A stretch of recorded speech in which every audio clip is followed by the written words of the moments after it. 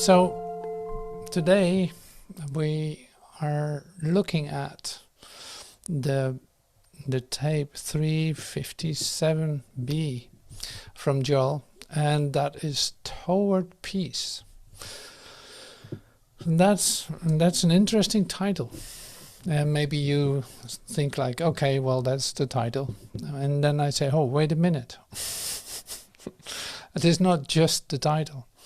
No, the title is called Toward Peace. And so that means there's a trajectory to peace. There's a toward peace. Instead of directly experiencing peace, we're on the way to it or something. So that must be the reflection of the intention of the talk of Joel. Otherwise it wouldn't have had that title.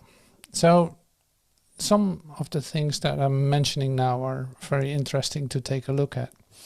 And so that would be the same with the idea of eternity. So you can sing about eternity, but it doesn't give you the experience of eternality. And you can talk about peace and about how peace is used in the world as an idea, but that doesn't give you the direct experience of peace. And you can talk and sing and dance about the idea of love, and at the same time hating someone, and having grievances and doing all kinds of things. It's like, so that's not an experience of love.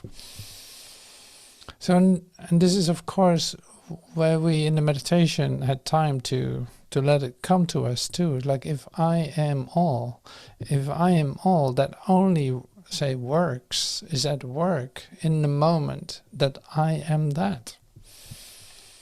Otherwise you will be distracted by your perception and seeing like, no, there some things here in my life are definitely not a a confirmation of that. And there seem to be separation, there seem to be this and that, and I have all kinds of situations going on and I have to deal with it. Or whatever your story may be.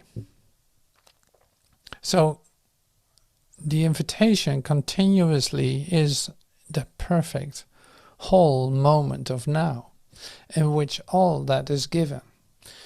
But that is an idea, if I say it like that. So what to do to enter into and say a perfect moment of peace, a perfect moment of nowness? How can I enter into that?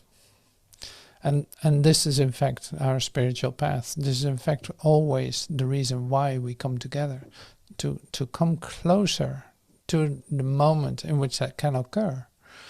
And some things need to be cleaned up before that can happen. Some things need to be, say, sorted out and put in perspective and unlearned and, say, not done anymore.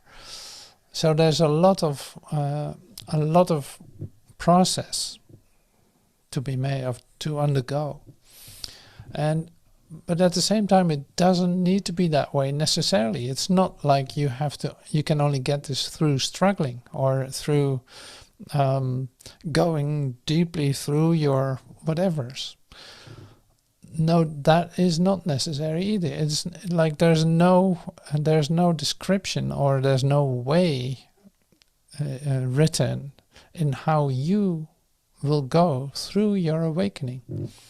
There are no rules for it. So that means the possibility to speed up that process is the offering here continuously. Like, there's a way to speed up that process.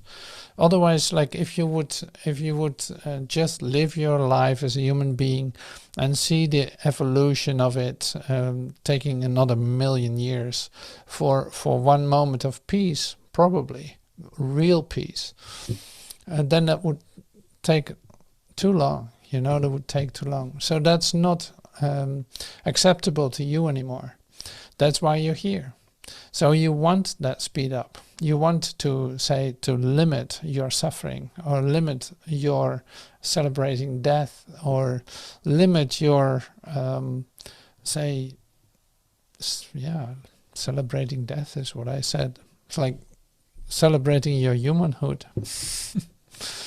So the speed up is going on by allowing moments of truth to come to you, by taking time to quiet down your mind sufficiently so that there's like light can shine through your between the thoughts, if you want.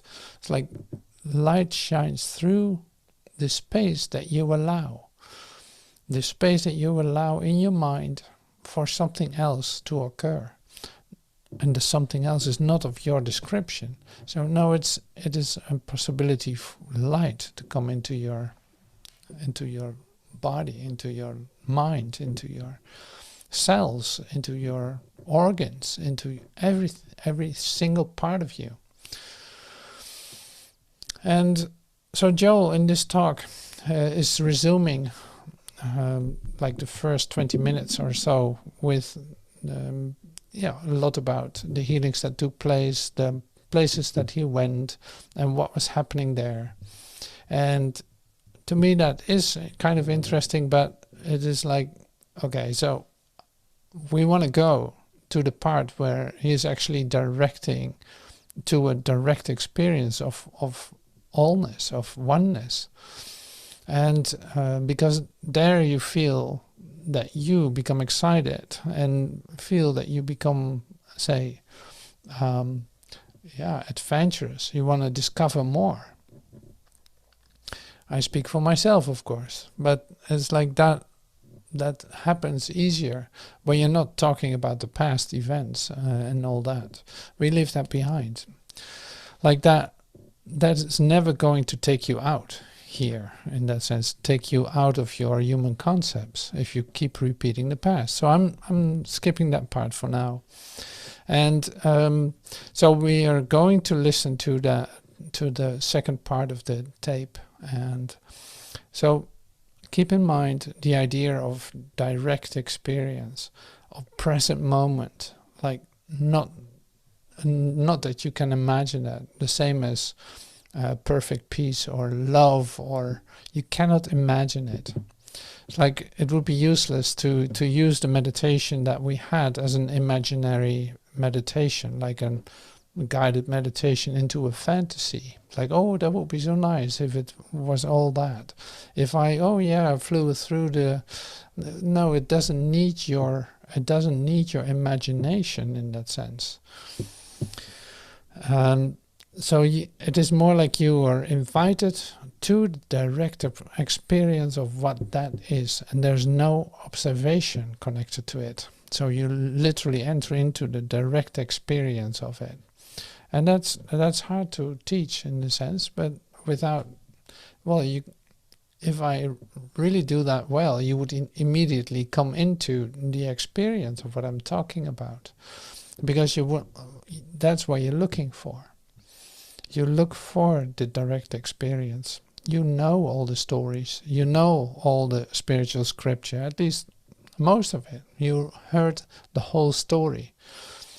And the whole story of awakening. You heard it in many ways, in many different occasions. And you received it, say, internally, because you recognized the truth in it. And more and more and more, and deeper and deeper and deeper, up to the point that it collapses into itself and becomes your experience.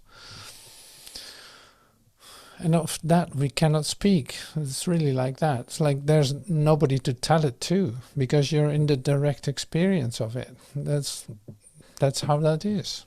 You cannot explain direct experience, really. You can be in it.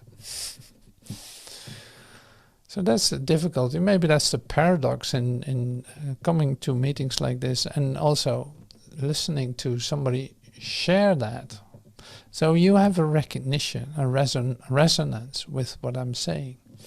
It it brings you to a place where you actually become eager to know, or where you say are convincing yourself that you should allow yourself to have experiences like that.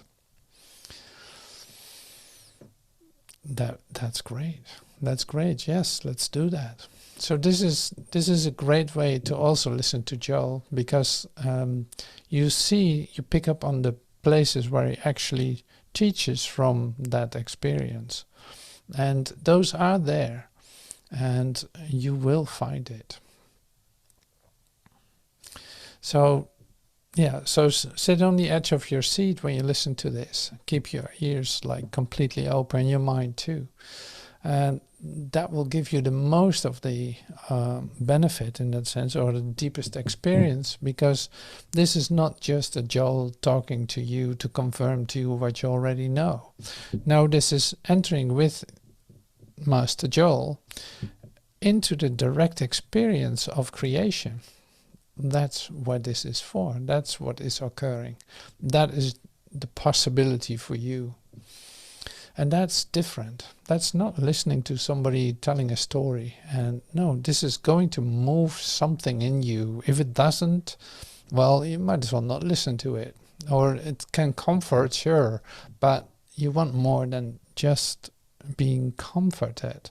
You want to sink deeply down into your direct experience of oneness, of communication with God, with your brother, with all of creation.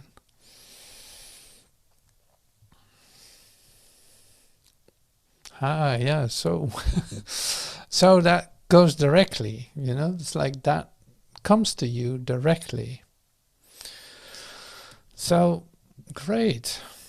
Yeah, so let's do this. We have a moment, 5 minutes break, and then we go straight into the, say, toward peace experience.